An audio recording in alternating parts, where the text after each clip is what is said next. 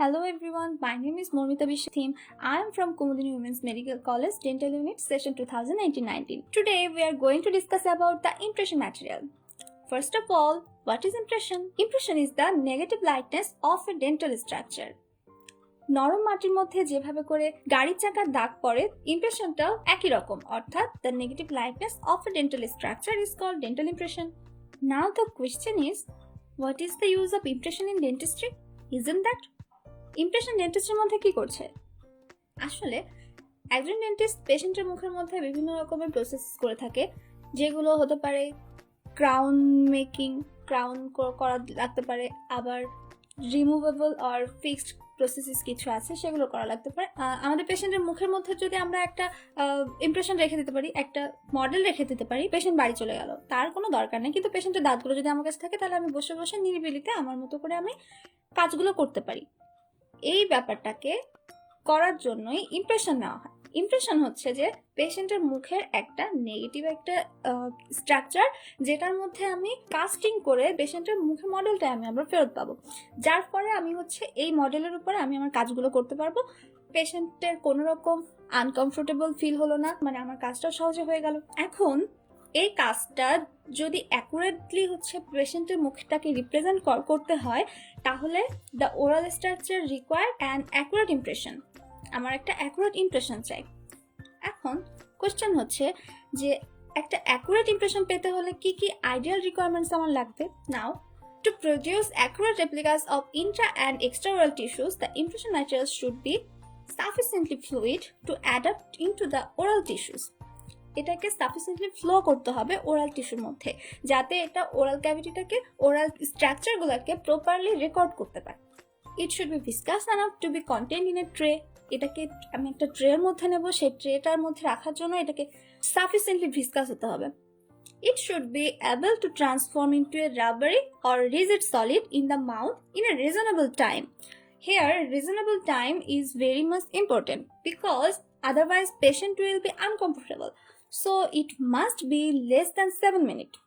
The materials should be resistant to distortion or tearing when removed from the mouth.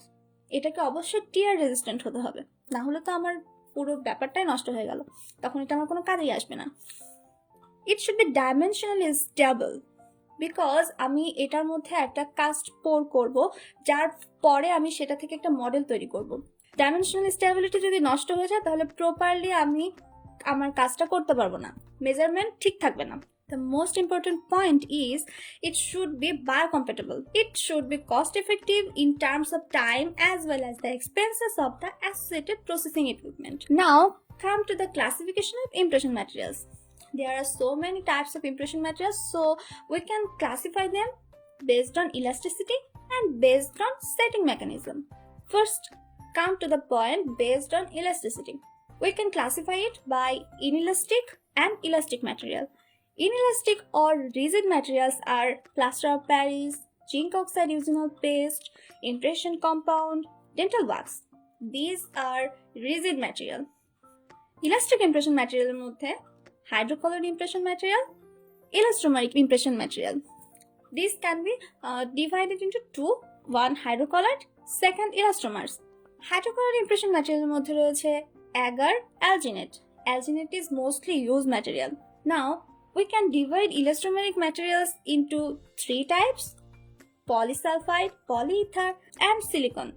And we can further divide silicon into addition silicon and condensation silicon. Now come to the point setting mechanism. Based on setting mechanism, we can divide it by two types: setting by chemical reaction and setting by thermal change. Setting by chemical reaction means এখানে setting রিঅ্যাকশনটা হয় হচ্ছে chemically, অর্থাৎ ম্যাটেরিয়ালসগুলা chemically react করে set হয়, যার ফলে এটাকে আমরা আর রিইউজ করতে পারি না। So it is irreversible. এর মধ্যে পরে হচ্ছে alginate, elastomer, plaster of Paris, zinc oxide eugenol paste. এগুলো আমরা একবার ইউজ করার পরে সেকেন্ড টাইম আর ইউজ করতে পারি না। সেটিং বাই থার্মাল চেঞ্জ, এটা হচ্ছে রিভার্সিবল বিকজ আমরা এটাকে টেম্পারেচার মেনটেন করে আবার পূর্বের অবস্থায় ফিরে নিতে পারি। এরা রিইউজেবল। এর মধ্যে পড়ে impression compound, agar, dental wax. So hope everyone understand impression materials and the classification of impression material. Thank you.